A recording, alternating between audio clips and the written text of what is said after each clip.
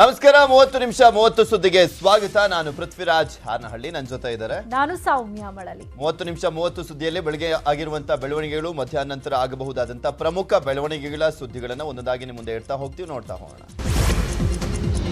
ಸೋಮಣ್ಣ ರಾಜಕೀಯ ದಿನೇ ದಿನೇ ಕುತೂಹಲವನ್ನು ಮೂಡಿಸ್ತಾ ಇದೆ. ಬಿಜೆಪಿ ಬಿಡಲ್ಲ ಅಂತ ಹೇಳಿದ ಬೆನ್ನಲ್ಲೇ ಸೋಮಣ್ಣ ದೆಹಲಿಗೆ ಭೇಟಿಯನ್ನ ಕೊಟ್ಟಿದ್ದಾರೆ. ಹೈಕಮಾಂಡ್ ನಾಯಕರ ಜೊತೆ ಸಮಾಲೋಚನೆಯನ್ನ ನಡೆಸಲಿದ್ದಾರೆ. ಅಮಿತ್ ಶಾ, BL ಸಂತೋಷ್ ಜೊತೆ ಇಂದು ಚರ್ಚೆಯನ್ನ ನಡೆಸಲಿದ್ದಾರೆ ಅಂತ ಹೇಳಲಾಗ್ತದೆ. ತಮ್ಮ ಅಸಮಾಧಾನಕ್ಕೆ ಕಾರಣವನ್ನ ವಿವರಿಸಲಿದ್ದಾರಂತೆ. ದೆಹಲಿ ಭೇಟಿ ಬಗ್ಗೆ ನ್ಯೂಸ್ 18 ಜೊತೆ ಮಾತನಾಡಿರುವಂತ ಸೋಮಣ್ಣ BY ವಿಜೇಂದ್ರ ವಿರುದ್ಧ ಮತ್ತೆ ಗುಡುಗಿದ್ದಾರೆ. ಯಾರ್ರೀ ಅದು ವಿಜೇಂದ್ರ? ನನಗೆ 72 ವರ್ಷ, ಅವನಿಗೆ 46ರಿಂದ 47 ವರ್ಷ. ವಿಜೇಂದ್ರ ಯಡಿಯೂರಪ್ಪ ಮಗ, ನಾನು ಯಾರ ಹಂಗಿನಲ್ಲೂ ಬದುಕಿಲ್ಲ ಅಂತ ಹೇಳಿದ್ದಾರೆ. ವಿಜೇಂದ್ರ ಯಾರ್ರೀ? ಯಡಿಯೂರಪ್ಪನ ಮಗ. ಅವ್ನು 46 47, ನನಗೆ 72 ಮರಯ್ಯ. ಅವನ ಮೇಲೆ ನಾನು ದೂರು ಕೊಟ್ಟು ನಾನು ಮಾಡ್ಕೊಳ್ಳೋದೇನ್ರಿ ಇದೆ? ಅವ್ರು ಇನ್ನೂ ಬೆಳಿಬೇಕಾದ್ರೆ ಮಕ್ಕಳು, ಅವ್ರ ದಾರಿಯಲ್ಲಿ ಅವ್ರು ಹೋಗ್ತಾ ಇದ್ದಾರೆ. ಅವ್ರದ್ದು ಒಂದು ದೊಡ್ಡ ದಾರಿ ಇದೆ, ಮುಖ್ಯಮಂತ್ರಿ ಮಗ ಇದ್ದಾರೆ. ನಾನು ಯಾಕ್ರಿ ದೂರು ಕೊಡಲಿ? ನನಗೇನ್ರಿ ಅವಶ್ಯಕತೆ? ನನಗೇನಂತ ಚಿಂತನೆ? ನಾನೇನು ಹೊಟ್ಟೆಪಾಡಿಗೆ ರಾಜಕೀಯ ಮಾಡಿಲ್ಲ. ಆದ್ದರಿಂದ ನಾನು ವಿಜೇಂದ್ರ, ಅವನಿಗಿನ್ನ ದೊಡ್ಡ ಮಗ, ನನಗೆ ದೊಡ್ಡವನಿದ್ದಾನೆ. ವಿಜೇಂದ್ರಗಿನ್ನ ಒಬ್ಬ ದೊಡ್ಡ ಮಗ ಇದ್ದಾನೆ, ನನಗೆ ಆ ವಯಸ್ಸನು. ನಾನೇನಕ್ಕೆ ಆ ಥರ ಮಾಡಲಿ? ನನಗೇನು ಅವಶ್ಯಕತೆ ಇದೆ? ಈ ಸೃಷ್ಟಿ ಇದೆಯಲ್ಲ, ಯಾರು ಹುಟ್ಟಿಸ್ತಾರೋ ಏನು ಮಾಡ್ತಾರೋ, ಅವ್ರಿಗೇನು ಇದ್ರ ದುರಂತ ಬಂದಿದೆ ಗೊತ್ತಿಲ್ಲ. ತೇಜೋವಧೆ ಮಾಡ್ತಕ್ಕಂಥದ್ದು ಯಾರಿಗೂ ಯಾರೂ ಅಲ್ಲ. ಅವರವ್ರ ಅದೃಷ್ಟ ಅವ್ರು ನಡ್ಕೊಂಡು ಹೋಗ್ತಾರೆ. ನನಗೆ ಬಂದು ಯಾರೋ ಇಂಥ ಸಾವಿರಾರು ಜನ ನನ್ನ ಹತ್ರ ಅವರೇ. ಅವರು ಮುಖ್ಯಮಂತ್ರಿ ಮಗ ಅನ್ನೋದು ಬಿಟ್ಟರೆ ಅಂತ ನನ್ನ ಹತ್ರ ಸಾವಿರಾರು ಜನ ಇದ್ದಾರೆ. ನನಗೇನು ಅವಶ್ಯಕತೆ ಅಂತಂದು ಕಟ್ಕೊಂಡು ಅವರು ನಮ್ಮನ್ನು ಯಾವ ರೀತಿ ಕಾಣ್ತಾರೋ ಗೊತ್ತಿಲ್ಲ. ನಾವಂತೂ ಅವ್ರಿಗೆ ಒಬ್ಬ ರಾಜ್ಯದ ಮಾಜಿ ಮುಖ್ಯಮಂತ್ರಿ ಮಗ ಅನ್ನೋ ಭಾವನೆಯಲ್ಲಿ ಇದ್ದೀವಿ. ನಮಗೇನೋ ಆ ಥರದ ಇದಿಲ್ಲ. ನಾನು ಕೊಡೋ ಅಂಥ ಪ್ರಮೇಯನೂ ಇಲ್ಲ. ಅಂಥ ಕ್ಷುಲ್ಲಕವಾದ ವಿಚಾರಗಳನ್ನು ನನ್ನ ಜೀವನದಲ್ಲಿ ನಾನು ಮಾತನಾಡೋದು ಇಲ್ಲ. ಯಡಿಯೂರಪ್ಪನವರು ಈ ರಾಜ್ಯದಲ್ಲಿ ಎತ್ತರಕ್ಕೆ ಬೆಳೆದಿರ್ತಕ್ಕಂಥ ಒಬ್ಬ ನಾಯಕರು. ಆದ್ದರಿಂದ ಅವ್ರ ಬಗ್ಗೆ ನಾನು ಮಾತಾಡೋದ್ರಿಂದ ನಾನು ಯಾಕೆ ಸುಮ್ಮನೆ ಅನಾವಶ್ಯಕವಾಗಿ ಇಶ್ಯೂ ಮಾಡ್ಕೊಂಡು ನನಗೆ ಏನಾಗಬೇಕಾಗಿದೆ?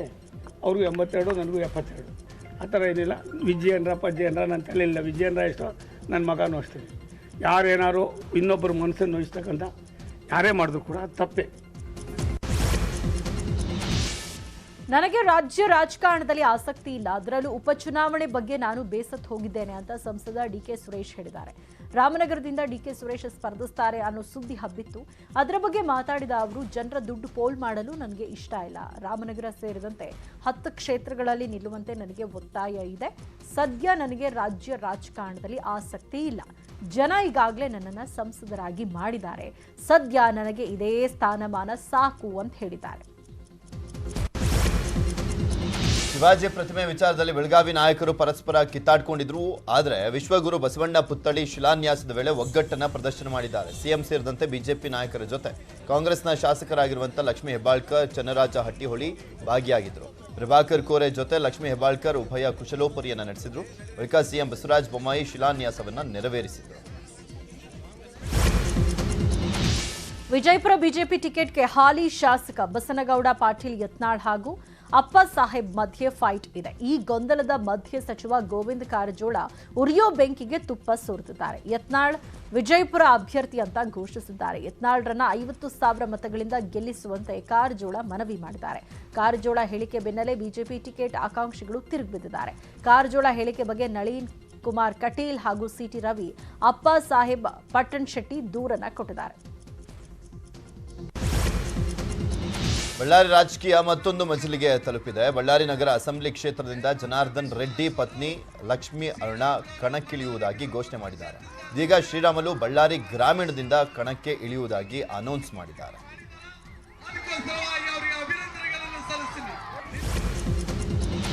ಬೀಳಗಿ ಕ್ಷೇತ್ರದಿಂದ SR ಪಾಟೀಲ್ ಸ್ಪರ್ಧಿಸೋ ಸಾಧ್ಯತೆ ಇದೆ. ಬೀಳಗಿಯಿಂದ ಸ್ಪರ್ಧಿಸೋ ಬಗ್ಗೆ ದೆಹಲಿಯಲ್ಲಿ ಖರ್ಗೆ ಜೊತೆ ಚರ್ಚೆ ನಡೆಸಿದ್ದಾರೆ. ಖರ್ಗೆ ಜೊತೆ 20 ನಿಮಿಷ ಮಾತುಕತೆ ನಡೆಸಿ ಬೀಳಗಿಯಿಂದ ಟಿಕೆಟ್ ಕೇಳಿದಾರಂತೆ. ನೀವು ಬೀಳಗಿ ಕ್ಷೇತ್ರದಲ್ಲಿ ಕೆಲಸ ಮುಂದುವರಿಸಿ, ಟಿಕೆಟ್ ಬಗ್ಗೆ ಯೋಚನೆ ಬೇಡ ಅಂತ ಖರ್ಗೆ ಭರವಸೆಯನ್ನ ಕೊಟ್ಟಿದ್ದಾರಂತೆ.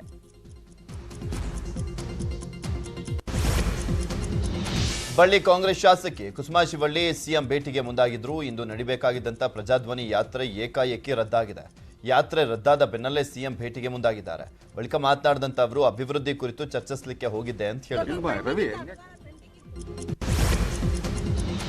ಬಿಜೆಪಿ ಪರಿಷತ್ ಸದಸ್ಯ ಆರ್ ಶಂಕರ್ ಮನೆ ಮೇಲೆ ವಾಣಿಜ್ಯ ತೆರಿಗೆ ಇಲಾಖೆ ಅಧಿಕಾರಿಗಳು ದಾಳಿ ನಡೆಸಿದ್ದಾರೆ. ಹಾವೇರಿ ಜಿಲ್ಲೆ ರಾಣಿಬೆನ್ನೂರಿನ ಮನೆ ಮೇಲೆ ನಿನ್ನೆ ತಡರಾತ್ರಿ ದಾಳಿಯಾಗಿದ್ದು ಅಧಿಕಾರಿಗಳು ದಾಖಲೆಗಳನ್ನು ಪರಿಶೀಲನೆ ಮಾಡಲಿದ್ದಾರೆ. ಈ ವೇಳೆ ಆರ್ ಶಂಕರ್ ಗೃಹ ಕಚೇರಿಯ ಸಭಾಂಗಣದಲ್ಲಿ ಸಾರ್ವಜನಿಕರಿಗೆ ಹಂಚಲು ತಂದಿದ್ದ ಹಲವು ವಸ್ತುಗಳು ಪತ್ತೆಯಾಗಿವೆ. ಆರ್ ಶಂಕರ್ ಭಾವಚಿತ್ರ ಇರುವ ಸೀರೆ ಬಾಕ್ಸ್, ತಟ್ಟೆ, ಲೋಟ ಹಾಗೂ ಎಲ್ಕೆಜಿ ಪದವಿ ಕಾಲೇಜ್ ಮಕ್ಕಳಿಗೆ ಹಂಚಲು ತಂದಿದ್ದ ಸ್ಕೂಲ್ ಬ್ಯಾಗ್ ಸಿಕ್ಕಿವೆ. ಅದರ ಬಗ್ಗೆಯೂ ಹುಬ್ಬಳ್ಳಿಯಲ್ಲಿ ಮಾತನಾಡಿದ ಸಿಎಂ, ಇದರ ಹಿಂದೆ ಬಿಜೆಪಿ ಪಾತ್ರ ಇಲ್ಲ, ಬಿಜೆಪಿ ಪ್ರೇರಿತ ದಾಳಿ ಅನ್ನೋದು ಸುಳ್ಳು ಅಂತ ಹೇಳಿದ್ದಾರೆ. ಶಾಸಕ ಎಂಪಿ ಕುಮಾರಸ್ವಾಮಿ ವಿರುದ್ಧ ಸ್ವಪಕ್ಷದಲ್ಲೇ ವಿರೋಧ ವ್ಯಕ್ತವಾಗ್ತಾ ಇದೆ. ಕುಮಾರಸ್ವಾಮಿ ಬಿಟ್ಟು ಬೇರೆಯವರಿಗೆ ಟಿಕೆಟ್ ನೀಡುವಂತೆ ಒಂದು ಗುಂಪು ಒತ್ತಾಯಿಸಿದ್ರೆ ಮತ್ತೊಂದು ಗುಂಪು ಕುಮಾರಸ್ವಾಮಿ ಪರ ಬ್ಯಾಟಿಂಗ್ ಅನ್ನು ಮಾಡ್ತಾ ಇದೆ.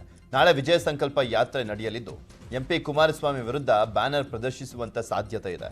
ಸಾಮಾಜಿಕ ಜಾಲತಾಣದಲ್ಲಿ ಬಂಡಾಯದ ಸಭೆಗೆ ಕರೆದಿರುವಂತ ಆಡಿಯೋ ಪೋಸ್ಟ್ ವೈರಲ್ ಆಗಿದೆ. ನಾನು ಯಾವ ಲೆವೆಲ್ಗೆ ಬೇಕಾದರೂ ಹೋಗಿ ರಾಜಕೀಯ ಮಾಡ್ತೀನಿ, ನನಗೆ ಯಾರು ಬೇಕಾದರೂ ಟಿಕೆಟ್ ಕೊಟ್ಟರು ಚುನಾವಣೆಗೆ ನಿಲ್ತೀನಿ, ಕಾಂಗ್ರೆಸ್ ಟಿಕೆಟ್ ಕೊಟ್ಟರು MLA ಸ್ಥಾನಕ್ಕೆ ಸ್ಪರ್ಧಿಸ್ತೇನೆ, ಟಿಕೆಟ್ ಸಿಗದಿದ್ರೂ ಪಕ್ಷೇತರನಾಗಿ ಸ್ಪರ್ಧಿಸ್ತೀನಿ ಅಂತ ಶಂಕರ್ ಬಾಂಬ್ ಸಿಡಿಸಿದ್ದಾರೆ. ನನ್ನ ಮೇಲಿನ ದಾಳಿ ಹಿಂದೆ ಸ್ಥಳೀಯ ಶಾಸಕರ ಕೈವಾಡವೂ ಇದೆ ಅಂತ ಶಾಸಕ ಅರುಣ್ ಕುಮಾರ್ ಪೂಜಾರ್ ಮೇಲೆ ಹರಿಹಾಯ್ದಿದ್ದಾರೆ.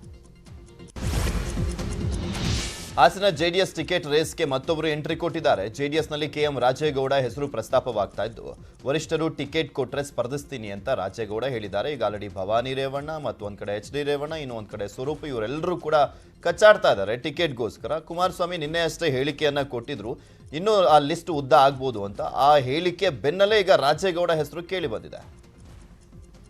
ಪಕ್ಷ ಅವಕಾಶ ಮಾಡಿಕೊಟ್ರೆ ಸ್ಪರ್ಧಿಸ್ತಾರೆ.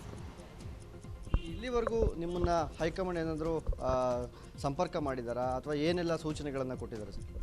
ಪಕ್ಷದ ವರಿಷ್ಠರು ನನ್ನ ಅಭಿಪ್ರಾಯ ಕೇಳಿದ್ದಾರೆ.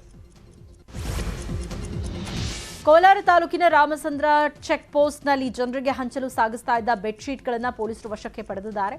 ಬಂಗಾರಪೇಟೆ ಬಿಜೆಪಿ ಟಿಕೆಟ್ ಆಕಾಂಕ್ಷಿ ಶೇಷು ಎನ್ನುವವರಿಗೆ ಸೇರಿದ 5 ಲಕ್ಷ ಮೌಲ್ಯದ 1980 ಬೆಡ್ಶೀಟ್ಗಳನ್ನು ವಶಕ್ಕೆ ಪಡೆಯಲಾಗಿದೆ. ಟಿಕೆಟ್ ಆಕಾಂಕ್ಷಿ ಶೇಷು ವಿರುದ್ಧ ವೇಮಗಲ್ ಠಾಣೆಯಲ್ಲಿ ಪ್ರಕರಣ ದಾಖಲಾಗಿದೆ.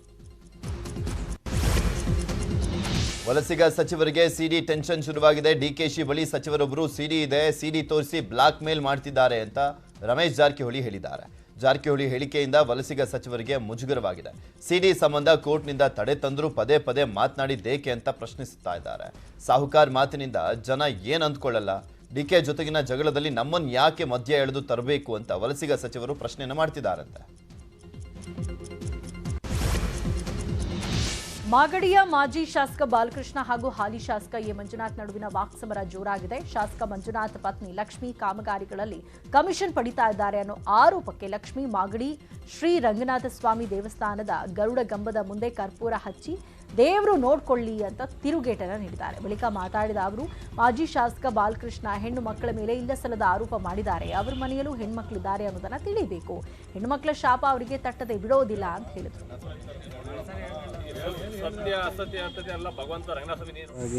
ಅಲ್ಲ ತೋರಿಸಿ ಹೇಳಿಲ್ವಾ? ಒಂದೇ ಒಂದು ಸಾಸಿವೆಯಷ್ಟು ಏನಾದರೂ ನಾವು ಅದ್ರ ಒಳಗಡೆ ಭಾಗಿಯಾಗಿದ್ರು ಅಂದ್ರೆ ಗುತ್ತಿಗೆದಾರರಿಗೆ ಯಾರಾದ್ರೂ ಫೋನ್ನು ಇವಾಗೆಲ್ಲ ರೆಕಾರ್ಡ್ ಎಲ್ಲ ಇರುತ್ತದೆ, ತೋರಿಸ್ಲಿ ಅವರು ತೋರಿಸ್ಬಿಟ್ಟು. ಏನೋ ಒಂದು 7-8 ಕೋಟಿ ಏನೋ ಬರ್ತದಂತೆ ಬಿಲ್ಲು ನಾಳೆ KRDA ನಲ್ಲಿ ಚೆಕ್ ಮಾಡ್ಕೊಳ್ಳಿ. ನಮ್ಮ ಸ್ನೇಹಿತರಿಗೆ ಹಳೆ ತಾಲೂಕು ಪಂಚಾಯತಿ ಮೆಂಬರ್ಗೆ ಅಮ್ಮನವ್ರ ಜೊತೆ ಕಾಂಟ್ರಾಕ್ಟ್ ಮಾಡ್ತಾರಲ್ಲ. ಗಡಿ ವಿಚಾರದಲ್ಲಿ ಮಹಾರಾಷ್ಟ್ರ ಮತ್ತೆ ಕಿರಿಕು ಮಾಡಿದೆ. ಕರ್ನಾಟಕದ 865 ಗ್ರಾಮಗಳಲ್ಲಿ ಮಹಾರಾಷ್ಟ್ರ ಆರೋಗ್ಯ ಯೋಜನೆ ಜಾರಿಗೆ ನಿರ್ಧರಿಸಿದೆ. ಮಹಾರಾಷ್ಟ್ರ ಕ್ಯಾಬಿನೆಟ್ನಲ್ಲಿ ವಿವಾದಾತ್ಮಕ ನಿರ್ಧಾರ ತೆಗೆದುಕೊಳ್ಳಲಾಗಿದ್ದು ಕರ್ನಾಟಕದ 865 ಹಳ್ಳಿಗಳು ತನ್ನದು ಅಂತ ಮಹಾರಾಷ್ಟ್ರ ವಾದಿಸ್ತಾ ಇದೆ. ಅದರ ಬಗ್ಗೆ ಹುಬ್ಬಳ್ಳಿಯಲ್ಲಿ ಮಾತನಾಡಿದಂಥ ವಿಪಕ್ಷ ನಾಯಕ ಸಿದ್ದರಾಮಯ್ಯ ಗಡಿ ವಿಚಾರದಲ್ಲಿ ಸರ್ಕಾರ ಸತ್ತು ಹೋಗಿದೆಯಾ ಅಂತ ಪ್ರಶ್ನೆ ಮಾಡಿದ್ದಾರೆ. ಪ್ರದೇಶದಲ್ಲಿರ್ತಕ್ಕಂಥ ಕರ್ನಾಟಕದಲ್ಲಿರ್ತಕ್ಕಂಥ ಹಳ್ಳಿಗಳಿಗೆ ಬಂದು ಅವರು ಎಲ್ಲಿ ಸ್ಕೀಮ್ ಮಾಡ್ತೀವಿ ಅಂತಂದರೆ ಇಷ್ಟೆಲ್ಲ ಆಗ್ತಾ ಇದ್ರು, ಬೆಳವಣಿಗೆ ಆಗ್ತಾ ಇದ್ರು ಕೂಡ ನನಗನ್ಸುತ್ತೆ ಇವೇನು ಸರ್ಕಾರ ಸತ್ತೋಗಿದೆಯಾ ಅಂತ ಅನಿಸುತ್ತೆ. ನಮ್ಮ ರಾಜ್ಯ ಕಲ್ಲು ತೂರಾಟಕ್ಕೆ ಸಾಕ್ಷಿಯಾಗಿದ್ದ ಹಾವೇರಿಯ ರಟ್ಟಿಹಳ್ಳಿಯಲ್ಲಿ ಪೊಲೀಸರು ನಿದ್ದೆಗೆಟ್ಟು ಪರಿಸ್ಥಿತಿ ತಹಬದಿಗೆ ತಂದಿದ್ದಾರೆ. ಕಲ್ಲು ತೂರಾಟ ಮಾಡಿ ಪರಾರಿಯಾಗಿದ್ದ ಯುವಕರ ಮನೆಗೆ ಪೊಲೀಸರು ಭೇಟಿ ಕೊಟ್ಟಿದ್ದಾರೆ. ಪರಾರಿಯಾಗಿದ್ದ ಯುವಕರು ಯಾರೂ ಕೂಡ ನಿನ್ನೆ ರಾತ್ರಿ ಮನೆಯಿಂದ ಆಚೆ ಬಂದಿಲ್ಲ. ಇಂದು ರಟ್ಟಿಹಳ್ಳಿ ಪಟ್ಟಣಕ್ಕೆ ADGP ಅಲೋಕ್ ಕುಮಾರ್ ಭೇಟಿ ನೀಡಿ ಪರಿಶೀಲನೆ ನಡೆಸಿದ್ದಾರೆ. 65,000 ವಿದ್ಯುತ್ ನೌಕರರಿಗೆ ಸರ್ಕಾರ ಗುಡ್ ನ್ಯೂಸ್ ಅನ್ನು ನೀಡಿದೆ. ಎಸ್ಕಾಂ ನೌಕರರ ವೇತನ ಹೆಚ್ಚಳಕ್ಕೆ ಸರ್ಕಾರ ನಿರ್ಧರಿಸಿದ್ದು, ಇಂಧನ ಸಚಿವ ಸುನಿಲ್ ಕುಮಾರ್ ಸರ್ಕಾರಕ್ಕೆ ಪತ್ರವನ್ನು ಬರೆದು ಸೂಚನೆಯನ್ನು ಕೊಟ್ಟಿದ್ದಾರೆ. ಶೇಕಡ 20% ವೇತನ ಹೆಚ್ಚಳಕ್ಕೆ ಕೆಪಿಟಿಸಿಎಲ್ ಎಂಡಿಗೆ ಸಚಿವರು ಸೂಚನೆಯನ್ನು ಕೊಟ್ಟಿದ್ದಾರೆ. ಆದ್ದರಿಂದ ನಾಳೆಯಿಂದ ಅನಿರ್ದಿಷ್ಟ ಅವಧಿಗೆ ಹೋರಾಟಕ್ಕೆ ಮುಂದಾಗಿದ್ದಂಥ ಎಸ್ಕಾಂ ಸಿಬ್ಬಂದಿ ಹೋರಾಟ ನಿಲ್ಲಿಸುವಂತ ಸಾಧ್ಯತೆ ಇದೆ.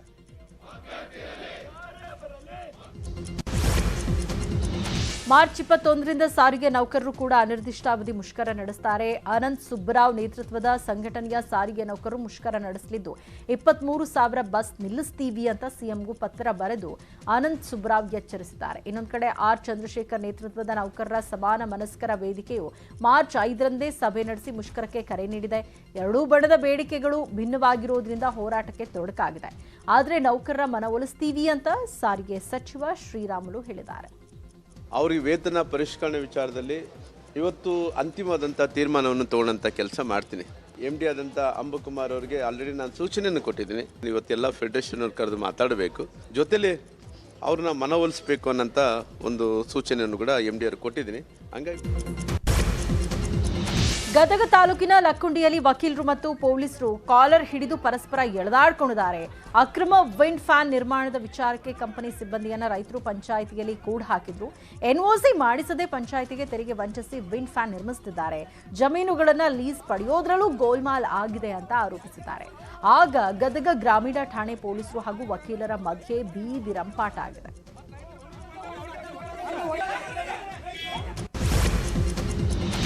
ನನ್ನನ್ನು ಜೈಲಿಗೆ ಹಾಕಿದ್ರೆ ಅಥವಾ ಹತ್ಯೆ ಮಾಡಿದ್ರೆ ನೀವು ಹೋರಾಟ ಮುಂದುವರಿಸಬೇಕು ಅಂತ ಪಾಕಿಸ್ತಾನದ ಮಾಜಿ ಪ್ರಧಾನಿ ಇಮ್ರಾನ್ ಖಾನ್ ತನ್ನ ಬೆಂಬಲಿಗರಿಗೆ ಕರೆಯನ್ನು ನೀಡಿದ್ದಾರೆ. ಪಾಕ್ ಮಾಜಿ ಪ್ರಧಾನಿ ಇಮ್ರಾನ್ ಖಾನ್ ಅವರ ನಿವಾಸದ ಬಳಿ ನೆರೆದಿರುವಂಥ ಬೆಂಬಲಿಗರನ್ನ ಚದುರಿಸಲಿಕ್ಕೆ ಪೊಲೀಸರು ಅಶ್ರುವಾಯುವನ್ನ ಪ್ರಯೋಗ ಮಾಡಿದ್ದಾರೆ. ಕಳ್ಳರು ಚಾಪೆ ಕೆಳಗೆ ನುಗ್ಗಿದ್ರೆ ಕಸ್ಟಮ್ಸ್ ಅಧಿಕಾರಿಗಳು ರಂಗೋಲಿ ಕೆಳಗೆ ನುಗ್ತಾರೆ. ಬ್ಯಾಂಕಾಕ್ನಿಂದ ಬೆಂಗಳೂರಿಗೆ ಬಂದಂತ ಕಳ್ಳನೋರ್ವ 69 ಲಕ್ಷ ಮೌಲ್ಯದ 1 ಕೆಜಿ 200 ಗ್ರಾಂ ಚಿನ್ನವನ್ನ ತನ್ನ ಸ್ಲಿಪ್ಪರ್ನಲ್ಲಿಟ್ಟು ಸಾಗಿಸ್ತಾ ಇದ್ದ. ಸದ್ಯ ಆರೋಪಿಯನ್ನ ಬಂಧಿಸಿ ವಿಚಾರಣೆ ನಡೆಸಲಾಗ್ತಾ ಇದೆ.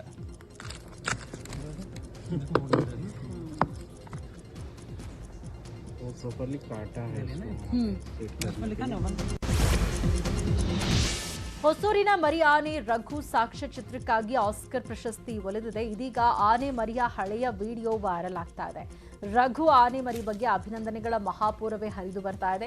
ಹೊಸೂರು ಸಮೀಪದ ಹಳ್ಳಿಯೊಂದರ ಬಳಿ ತಾಯಿಯನ್ನ ಕಳ್ಕೊಂಡಿದ್ದ ಮರಿ ಆನೆಯನ್ನ ರಕ್ಷಿಸಲಾಗಿತ್ತು. ಅದೇ ಮರಿ ಆನೆ ಪೋಷಣೆ ಬಗ್ಗೆ ದಿ ಎಲಿಫೆಂಟ್ ವಿಸ್ಪರರ್ಸ್ ಎಂಬ ಸಾಕ್ಷ್ಯಚಿತ್ರ ಮಾಡಲಾಗಿತ್ತು. ಆ ಚಿತ್ರ ಆಸ್ಕರ್ ಪ್ರಶಸ್ತಿಯನ್ನ ಗೆದ್ದಿದೆ.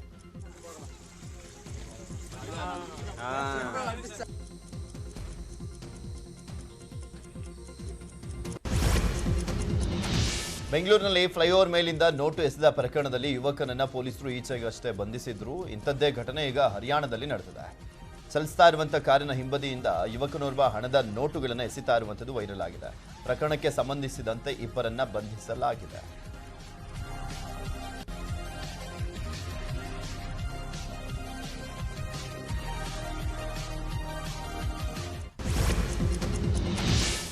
ಪ್ಯಾನ್ ಇಂಡಿಯಾ ಚಿತ್ರ ಕಬ್ಜಾ ಕ್ರೇಜ್ ದಿನದಿಂದ ದಿನಕ್ಕೆ ಹೆಚ್ಚಾಗ್ತಾ ಇದೆ. ಕಬ್ಜಾ ರಿಲೀಸ್ಗೆ ಇನ್ನೆರಡು ದಿನ ಬಾಕಿ ಇರೋದ್ರಿಂದ ಕಬ್ಜಾ ಕಟೌಟ್ಗಳು ಸಿದ್ಧವಾಗ್ತಾ ಇದೆ. ಒಂದೇ ಕಟೌಟ್ನಲ್ಲಿ ಉಪೇಂದ್ರ, ಸುದೀಪ್, ಶಿವಣ್ಣ ರಾರಾಜಿಸ್ತಾ ಇದ್ದಾರೆ. ನರ್ತಕಿ ಚಿತ್ರಮಂದಿರದ ಬಳಿ 63 ಅಡಿ ಎತ್ತರದ ಕಟೌಟ್ ಇಡ್ತಾರೆ. ಪ್ರಸನ್ನ ಚಿತ್ರಮಂದಿರದ ಬಳಿ 50 ಅಡಿ ಕಟೌಟ್ ಹಾಕ್ತಾರೆ.